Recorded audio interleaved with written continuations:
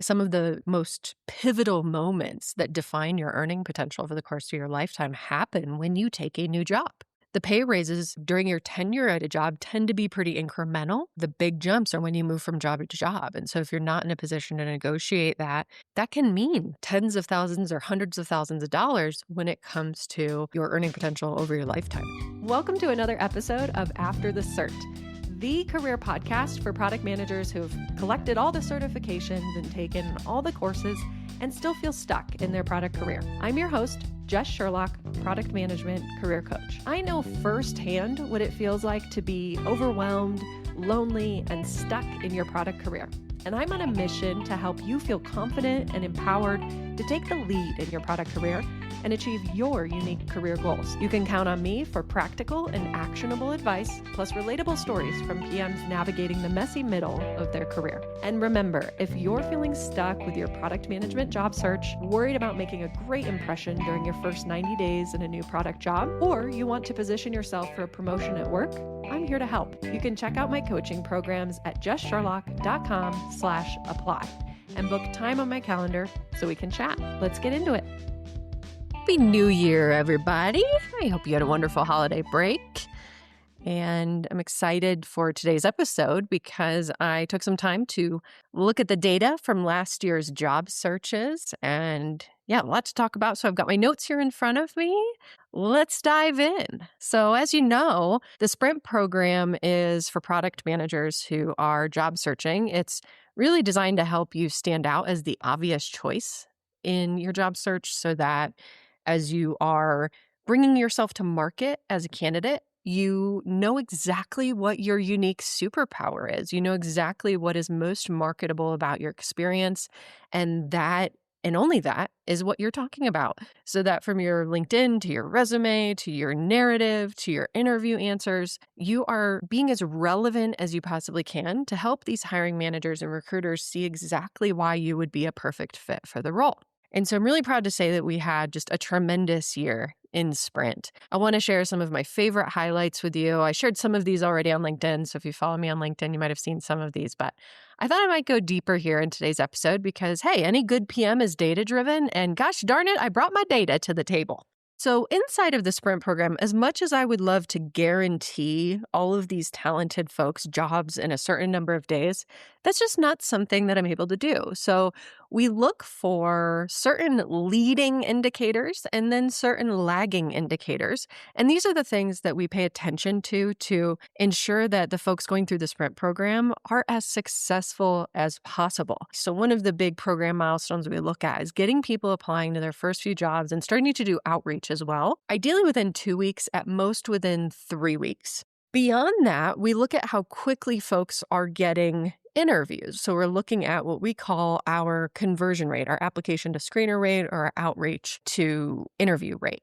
And so some of those early indicators are that the folks who are following the Sprint program are receiving initial screener interview requests, either through cold outreach that they're doing to hiring managers or recruiters, or that they are receiving, interview requests from applications they're sending out. Many other times, they're actually getting inbound requests where they're being sourced by recruiters who are finding them on LinkedIn. All of those are signals, early signals to us that folks have found a valuable positioning and that their experience set is resonating with their audience. And so those are the first few things we look for. But one of the metrics that I'm really proud to say we have is, on average, when we look at folks who are doing cold applications as at least a part of their job search strategy, we have almost a 10% conversion rate, which is pretty amazing to think that in this world of cold applications, if you are submitting, let's say, 10 applications, on average, folks in the program are receiving at least one interview request from that application. One of the other things that you might find interesting as it pertains to cold applications is that I think cold applications get a lot of flack. A lot of people are saying, bother, there's just a lot of noise, right? The only way to get a job is through a referral. You have to do outreach. And you know what? We have had folks sending out thousands of applications, thousands of outreach messages. And here's an interesting stat from last year. 85% of those offers came from cold applications. Now, folks did receive interviews from referrals, but that didn't necessarily lead to offers. That only led to offers in 15% of the cases. So, it's an interesting takeaway from the year and something that surprises a lot of folks when I share it. But I really think, if you are positioning yourself clearly, your resume is well written, it's relevant to the job, it's submitted quickly. And if you back it up with an outbound message, maybe just a DM to the hiring manager or recruiter that clarifies your unique value, right? And gives them a heads up that they should look. Those are a lot of the techniques that I think we can thank for this high number of offers that folks received that came from cold applications. The other thing I would mention is that many of the folks who went through the program also received offers that were not the bare minimum. They were on the high end of the pay range, in some cases above the pay range, and in other cases included an additional signing bonus. So I'm just really proud to say that in the Sprint program, one of the very first things that we do is we look at your unique circumstance. We look at how mature you are in your career, how high the demand is for your specific set of skills, the industry you're targeting, the types of products that you're trying to work on. And all of those factors contribute to what we decide on for your job search strategy and how much we're going to lean on cold applications, how much we're going to lean on outreach, how much we're going to expect inbound. And so while we have these sort of overall sprint success metrics that I'm talking about today, what I really love about working with folks is that we have an honest conversation about how and if we want to diversify. Because I don't think there's a one size fits all approach for everyone. Some folks are, really well armed to do outreach. Other folks, their resume speaks for itself. And so I really enjoy figuring out that personalized strategy for folks. And I'm proud to say it's paid off. So you're probably curious about some of the other metrics that I have. And if, like I said, if you follow me on LinkedIn, you've gotten a sneak peek of some of these. But, some of the most exciting accomplishments from 2025 inside the Sprint program are, number one, we had someone who received an offer in 18 days. That's 1-8. That was our fastest offer of the year. And that's just, so amazing. And this was a person who had been job searching on their own for quite a while. And I remember looking at their LinkedIn profile and feeling like, knowing what I knew about their experience and seeing how they were marketing themselves on LinkedIn, it just wasn't coming through. And so with some adjustments and adding some clarity and then getting this person applying to roles that were a better fit for their level of experience, it's not a mistake they got an offer that quickly. But you might be wondering, okay, Jess, that's probably an outlier. You know what? It is.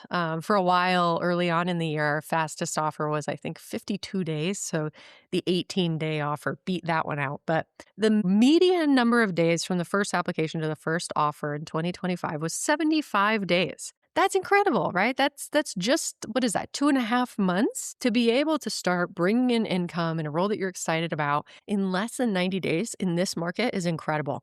All right, you might be wondering about salary increases. So I shared a bit about kind of time frame of folks landing offers, but we had some pretty impressive wins on the salary front. The Sprint program overall was providing about a 5x ROI. So the median salary increase for folks who received an offer through the Sprint program was $29,000. That's about 5 times the initial investment for the program itself. And, I just think that that's really important to consider. Is I think a lot of folks want to chat with me about the Sprint program. They realize there's an investment required. And the thing I always tell folks is, my goal isn't to get you into a job where you're taking a pay cut. My goal isn't to get you into your next job where you're making the same amount. My goal is to help you identify your primary value, right? Like, what is that thing that only you can do? What is the way you can position yourself as a candidate that is providing such extreme and unique value to a company that they are willing to pay more for it? And so I want to see you beating out your last salary amount. I want to see you hitting the high end of the salary range. It's not about getting you in a role where you're making the same amount. The median salary increase, like I said, post sprint was $29,000. Now, the biggest increase was $75,000. I mean, that's life changing for folks.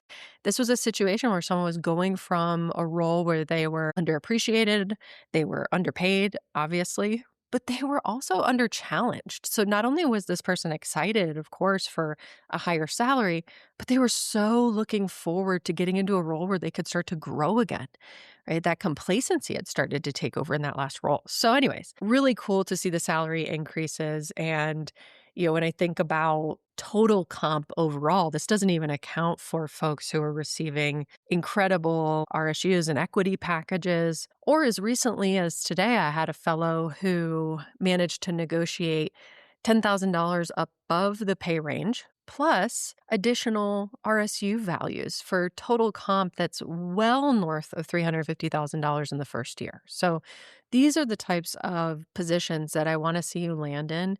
And I want you to understand your value so that as you're going through the interview process, and of course, when you get to the stage of offer negotiation, not only do you know your value at the very end when you're negotiating it, but you're really creating a situation in which you're making your value clear from day one so that you're positioning yourself with as much leverage as possible when it comes time for offer negotiation. And that's a mistake a lot of folks make is assuming that the pay range is what it is, that it's not negotiable. Assuming that they shouldn't talk about salary too early because it'll scare them away, or assuming that, the company gave them the best offer. It's like none of those things are true. And so over and over and over again in the sprint program, I love being able to help folks know their value, have access to salary materials so that they, can see the market value of what they bring to the table, and then have the tools and the scripts to be able to engage in an offer negotiation conversation with confidence. This is a skill you can learn. And so I'm proud to say the impact that this has made on folks' personal life is just incredible. And I'm so proud of what folks have been able to do, taking these skills and, getting these massive raises, because your earning potential over a lifetime is some of the most pivotal moments that define your earning potential over the course of your lifetime happen when you take a new job. The pay raises during your tenure at a job tend to be pretty incremental. And unfortunately, the big jumps are when you move from job to job. And so if you're not in a position to negotiate that, that can mean tens of thousands or hundreds of thousands of dollars when it comes to your earning potential over your lifetime. So the median post-sprint salary, if we look across everyone who landed an offer through the sprint program, the median salary that they landed was $162,500.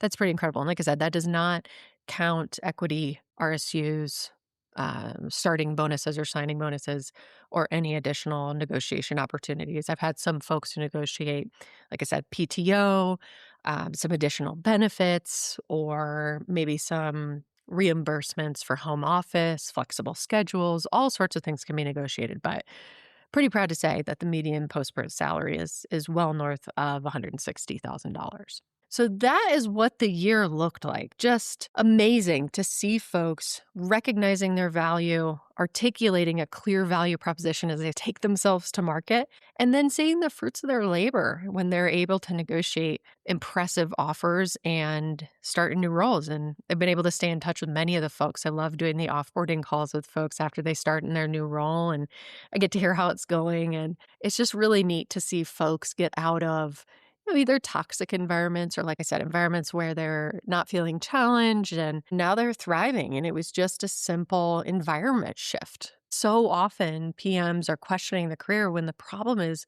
the environment they're working inside of. And so that might be true for you. And, it's okay to want to kick off a job search, even if it's not that bad at your current job. So if it's time for you, I'm always around. I'm happy to chat about the sprint program.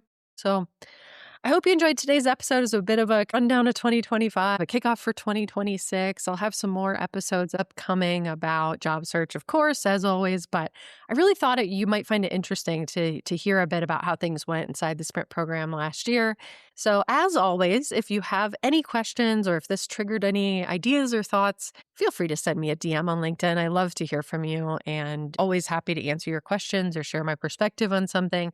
Maybe you'll even inform a future podcast episode. And if you are thinking about kicking off a job search this year, definitely reach out. It's not too late. It has been super active on the hiring front for folks who are in Sprint at the moment. They are getting so many interview requests because companies who didn't get a chance to fill roles late last year or who are eager to fill roles now that budgets have been opened up for 2026, things are really active. And so historically, Q1 has been very, very active for hiring. Q2 is usually fairly active as well. And then things slow down over the course of the summer. So if you think a job search might be in your near future and you'd like some support to figure out how you go to market with your specific value and an understanding of how to be the most compelling candidate, then we should talk. You should check out the Sprint program at jesssherlock.com/sprint. You can set up time for us to chat, and I'd be happy to see if it would be a good fit for you. So with all of that, hope you enjoyed the episode, and I'll see you next time on After the Cert.